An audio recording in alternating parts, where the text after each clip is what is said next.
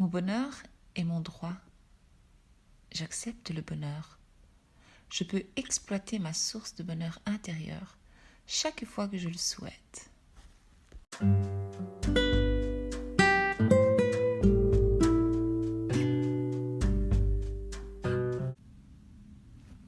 Continuons à parler donc du jeu de la vie.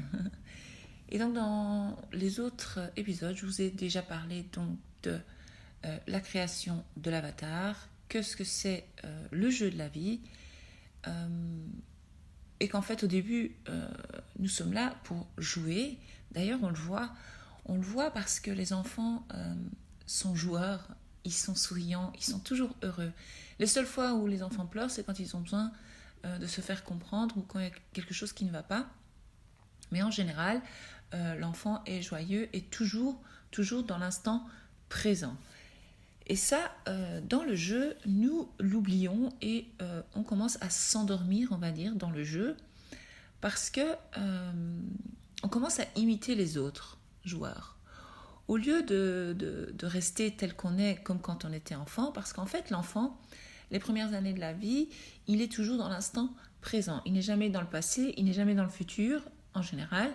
Les toutes premières années de sa vie, et puis après il commence à imiter évidemment et il commence à avoir le comportement des autres joueurs, ce qui est logique, et donc il commence à lui aussi à penser, tiens, qu'est-ce qu'on va faire demain, qu'est-ce qu'on va faire après-demain, qu'est-ce qui est un peu comme les adultes font finalement, ce qui est normal. Mais en fait, l'enfant, donc le joueur, le tout nouveau joueur, il sait bien que ce qui est passé dans le jeu, c'est passé, ça n'existe plus, et qu'on peut tout changer en fait, parce que c'est un jeu.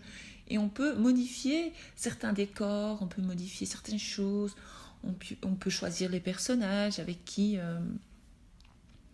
on interagit, ou on joue dans le jeu en tout cas. Donc ça on peut faire. Et donc malheureusement, et aussi il n'est pas dans le futur, le nouveau joueur. Même s'il a une idée, il faut avoir une idée de ce qu'on veut dans la vie, ça oui, mais tout le temps, par exemple, avoir peur du futur, ça, il ne fait pas le nouveau joueur. Il n'a pas peur. La seule chose qu'un enfant, comme je vous l'ai déjà dit, dont un enfant a peur, c'est de tomber dans les bras de sa maman ou d'être abandonné.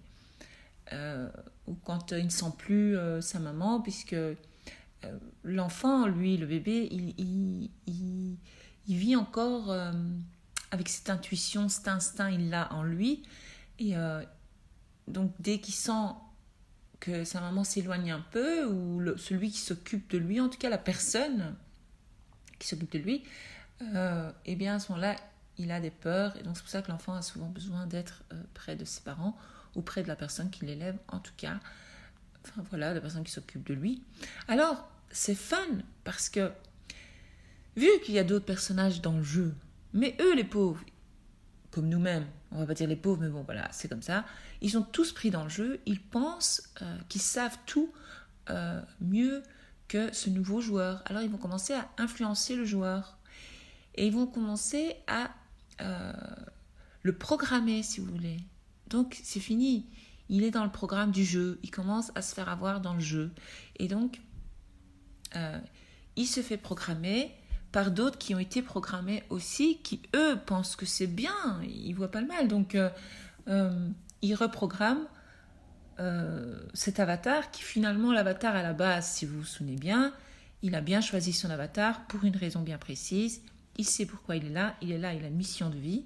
Donc l'idée est de garder cette mission de vie, mais on l'oublie. On l'oublie parce que les personnages autour nous font croire que le programme que nous avons en nous n'est pas le bon, mais en fait c'est le bon, le vrai programme, le tout premier programme. Donc le premier avatar, il arrive, il est tout neuf, il est tout frais, il est bien, et il sait pourquoi il est là. Puis il oublie, la vie fait qu'il oublie. Et donc il tombe comme en hypnose. Donc il est hypnotisé, si vous voulez. Et il commence donc, comme je vous dis, à imiter les autres. Et il commence à vivre dans le futur ou dans le passé et jamais dans le présent. Alors après, si vous voulez, il y a comme... il commence à réveiller un écran, lui, si vous voulez. Il ouvre un écran. Je ne sais pas si vous avez vu maintenant j'ai remarqué que, mais ça je ne l'ai pas utilisé, sur Snapchat, je ne sais plus où en tout cas, je ne sais pas quelle application, il y a un écran qui s'affiche au-dessus de la tête de la personne et ça vous dit à qui vous ressemblez ou vos origines ou un truc comme ça. Je ne sais plus ce que c'est exactement, excusez-moi, je ne m'en souviens pas bien, mais si vous voyez peut-être de quoi je veux parler.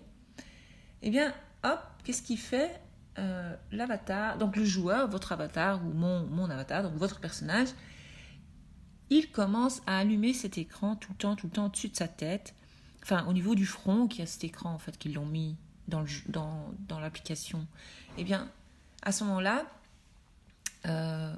au lieu de créer, parce que ça c'est l'imaginaire en fait, il commence à imaginer des choses négatives parce qu'il a vu et parce que les autres personnages du jeu lui ont dit ou lui ont fait comprendre. Et ça c'est intéressant. Et c'est comme ça que naissent les fausses croyances sur soi ou sur la vie ou sur les autres. Alors les fausses croyances, si vous suivez bien, sont introduites au début du jeu de la vie. Souvent les fausses croyances, mais il y a aussi de bonnes croyances, d'accord ? Il y a les croyances positives. Mais alors c'est comme ça que chacun a ses croyances. Donc il y a la croyance de son entourage familial, il y a par le vécu, ce qu'on nous a appris, ce qu'on nous a dit, il y a les croyances culturelles, ça c'est la culture, voilà, je crois que vous comprenez, je ne vais pas rentrer dans les détails. Il y a les croyances religieuses, il y a toutes sortes de croyances.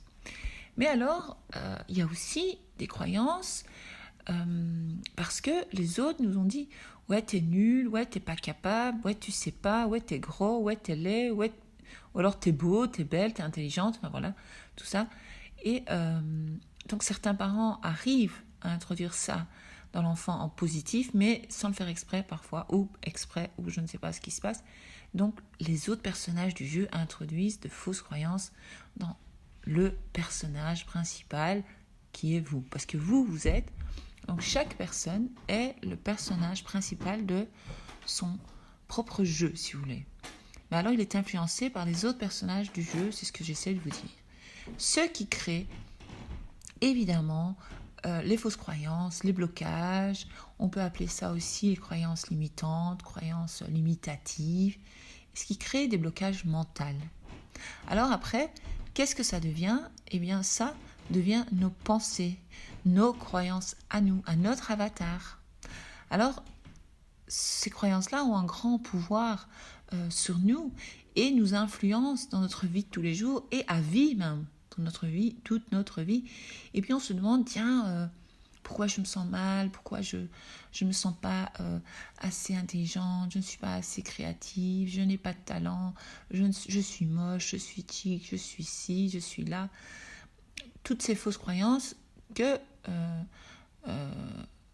votre avatar, votre personnage a absorbé durant le jeu, tout simplement, en fait.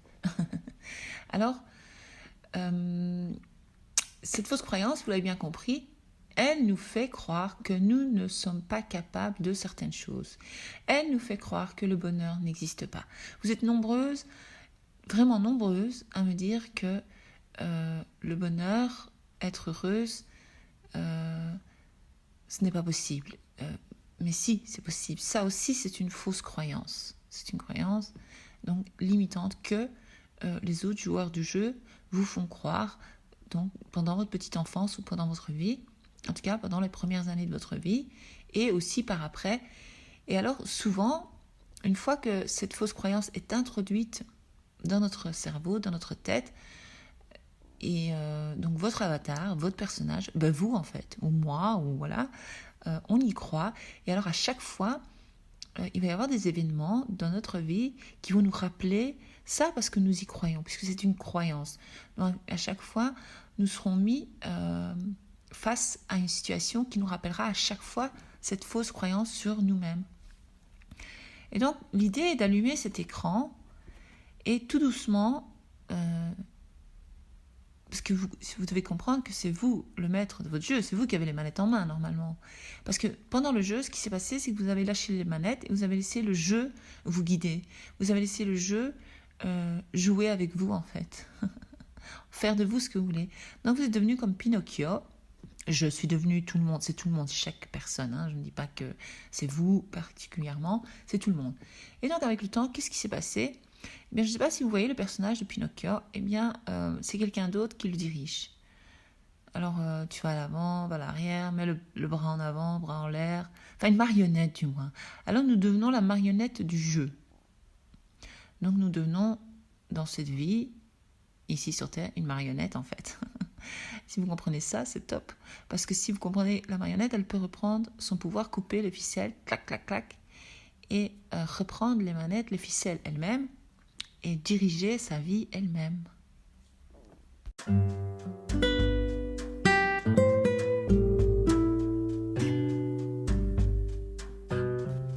L'épisode d'aujourd'hui est terminé. Je vous invite à vous abonner. C'est votre invisible pouvoir pour en apprendre plus sur vous-même, votre être authentique, votre intuition, l'intention, l'amour de soi et plein d'autres beaux sujets comme la loi de l'attraction, la loi de la vie. À bientôt!